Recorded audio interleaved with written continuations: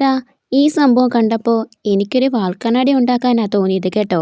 ആദ്യം ഞാൻ വെൽവെറ്റിലെ ആ റൗണ്ട് ഷേപ്പും കൂടെ ബാക്കിലേക്ക് ഒട്ടിച്ചു കൊടുത്തെങ്കിലും പിന്നീട് ഞാനത് ഇളക്കിയെടുത്ത് പിറകിലൊരു പിടി വെച്ചു കൊടുത്തു.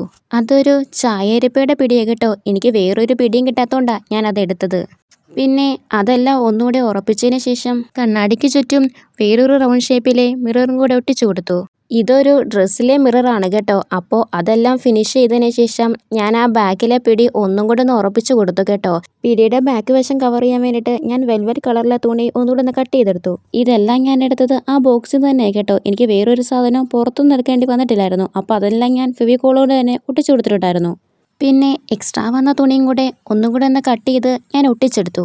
അതിനുശേഷം ആ തുണിയിൽ തന്നെ വെള്ള ലൈൻ കണ്ടപ്പോൾ ഞാൻ അതിനെ കവർ ചെയ്യാൻ വേണ്ടിയിട്ട് ബ്ലാക്ക് കളറിലെ ഒരു ഫാബ്രിക് പെയിൻറ്റും കൂടെ ഒപ്പി കൊടുക്കുന്നുണ്ടായിരുന്നു. ഞാൻ ആദ്യം ബ്രഷ് കൊണ്ട് അടിച്ചെങ്കിലും അത് അത്ര ഫിനിഷിങ് തോന്നാത്തതുകൊണ്ടാണ് ഞാൻ കൈ കൊണ്ട് ഒപ്പി കൊടുത്തത്.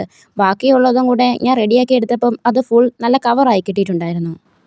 ഈ പെയിൻറ്റിങ്ങിനെ അടിച്ചു കൊടുക്കുന്നു അറിയാതെ അത് ഉണങ്ങിപ്പോകുന്നുണ്ടായിരുന്നു കേട്ടോ.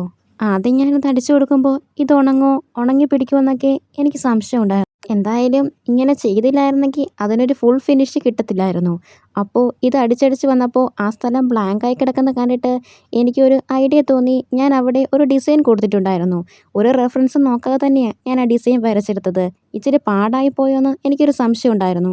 എന്തായാലും ഇത്രയൊക്കെ ആയില്ലേ, ഇനി ഞാൻ വരച്ചതിന് ചുറ്റും ഗോൾഡൻ കളറിലെ നൂലും കൂടെ ഒട്ടിച്ചു കൊടുക്കാമെന്ന് വിചാരിച്ചു.